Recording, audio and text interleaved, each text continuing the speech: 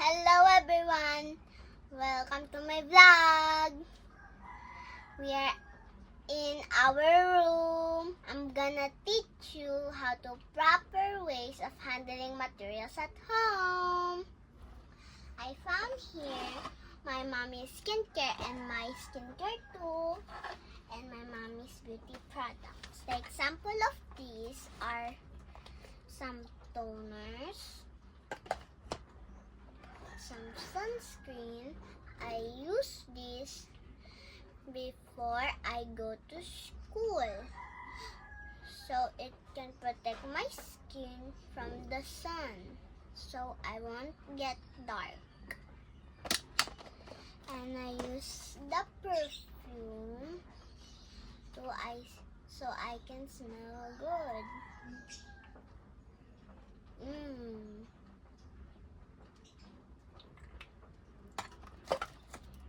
The beauty products are eyeshadows, some powder, and some blush on. And so on. We use these materials to make ourselves look nicer, and we can use these materials so we can protect our skin from damage.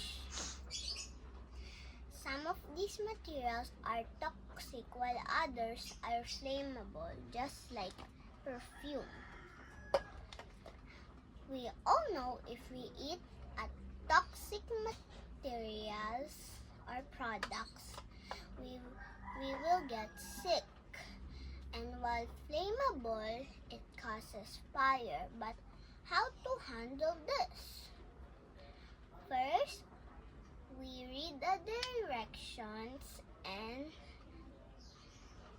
the warning and the expiration date, because it might irritate our skin and it might pop an allergic reaction. Example, like lotion. And in the direction it says, remove the seal to open and massage over the entire body.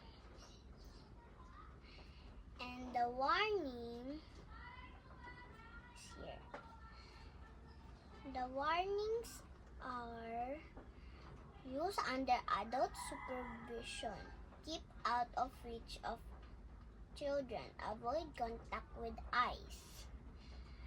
And the expiration date is in February 2026.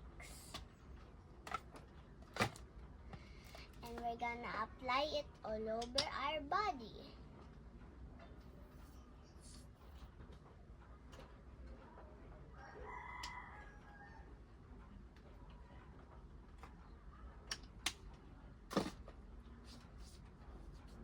Once we are done applying it all over our body, we have to let it dry. Okay, let's go to the next side, to the kitchen. Hi vlog, it's me again. Welcome to our kitchen. In here, we are gonna find the materials like a knife, a can opener, and a peeler.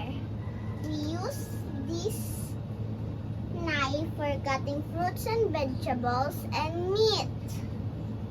And the can opener is for opening canned goods, and the peeler is for peeling fruits and vegetables. How can we handle this? Put it in a high place over there so kids couldn't have wounds and cuts. Next, we have our LPG. LPG stands for liquefy petroleum gas. We use this for cooking. And how can we handle this? We turn it off if we are not gonna use it. And this is our dishwashing soap. We use it to clean plates, cups, and so many more. How can we handle it? Put it in a safe place so kids couldn't drink it. Because if they do, they will get toxic. Okay, let's go to the laundry area. Hi vlog, welcome to our laundry. We have here detergent powder, bleach, and Fabcon. Detergent powder and bleach are used for removing stains and dirt in our clothes, bed sheets, and etc. And Fabcon is used for making our clothes soft and smell good.